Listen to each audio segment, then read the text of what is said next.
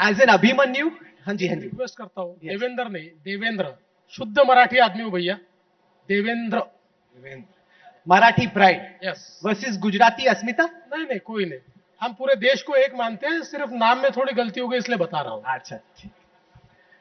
Sir,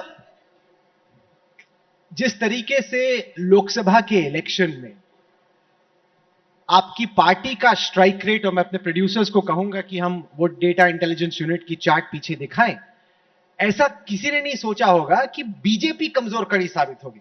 लोगों को लगा कि एकनाथ शिंदे की सेना कमजोर हो सकती है, कुछ को लगा अजीत पवार शायद अच्छा परफॉर्म नहीं करेंगे, लेकिन जब एंड एनालिसिस हुआ, एनडीए में आप कमजोर कड़ी साबित हुए। पहला ये कि तब से अब तक क्या रिकवरी हो चुकी है असेंबली इलेक्शन के लिए, क्या आप यहां से वापस खींच पाएंगे, और क्या हुआ कि बीजेपी कमजोर कड़ी साबित हुई?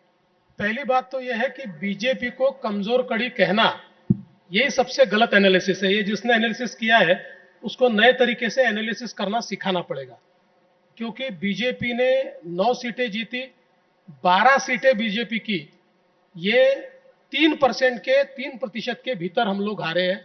6,000 से, 4,000 से, 5,000 से हम लोग हारे हैं।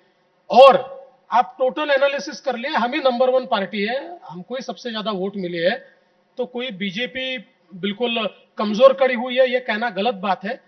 हाँ, ये बात मैं स्पष्ट रूप से कहता हूं कि जो फेक नरेटिव जिसके भरोसे एमवीए ने सीटें जीती, आज वो लोग जान चुके हैं कि ये फेक नरेटिव है, और हमने ग्राउंड को गेन किया है।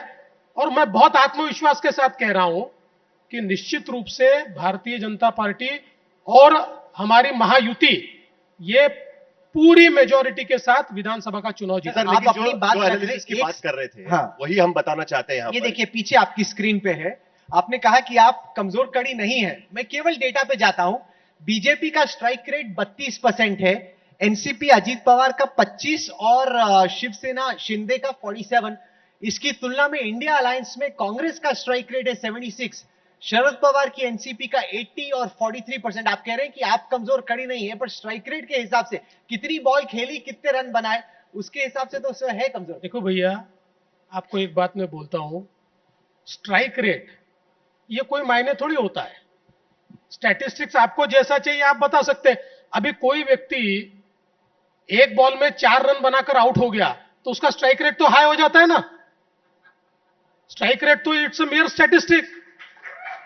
इसलिए देखिए, सर, एक बॉल पे मैं 4 रन भी मारे, आउट भी हो गए, मैं एक बहुत बॉल पे स्पष्ट रूप कैसे से हो सकता बताता है? हूं। सर, एक बॉल पे या 4 रन लगे आउट हो गए, एक बॉल पे 4 रन भी मार के आउट भी हो गया। हाँ, तो क्या हो गया, तो स्ट्राइक रेट तो 200 हो गया ना। 2 बॉल खेला और 4 रन निकाल दिए, स्ट्राइक रेट कितना हो गया? 200 स्ट्राइक रेट हो गया उसका। और दूसरा बेचारा 100 रन बना के भी स्ट्राइक रेट में 80 पे रह सकता है। देखिए, मैं वापस बता रहा हूं, महाराष्ट्र में नंबर 1 पार्टी बीजेपी थी, बीजेपी है और बीजेपी ही रहेगी।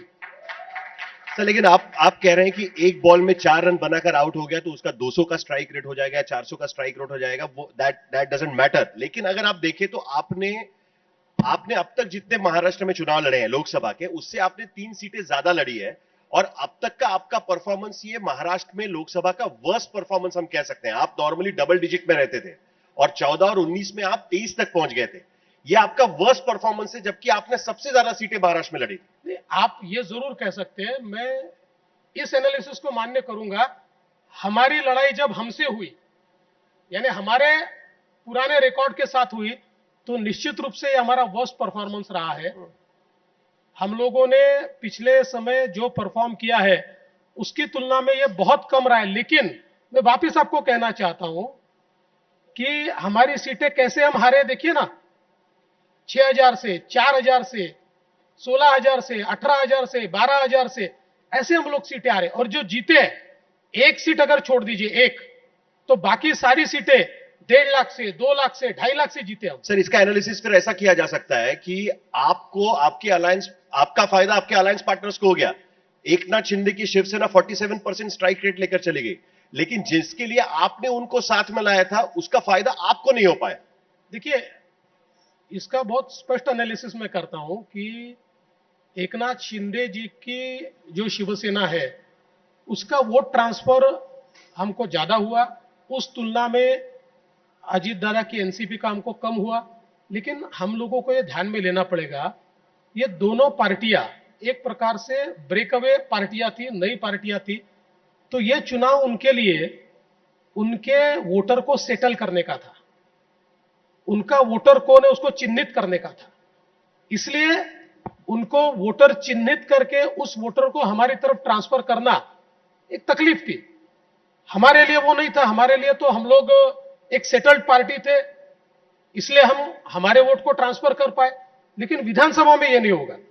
विधानसभा में निश्चित रूप से वो भी हमको ट्रांसफर कर पाएंगे, हम तो उनको ट्रांसफर करेंगे ही, और इसलिए ये दोनों पार्टियों का फायदा होगा। और एक चीज और मैं कहना चाहता हूं कि शिवसेना के साथ हमारा पुराना गठबंधन है, इसलिए एक दूसरे को वोट देना आसान है।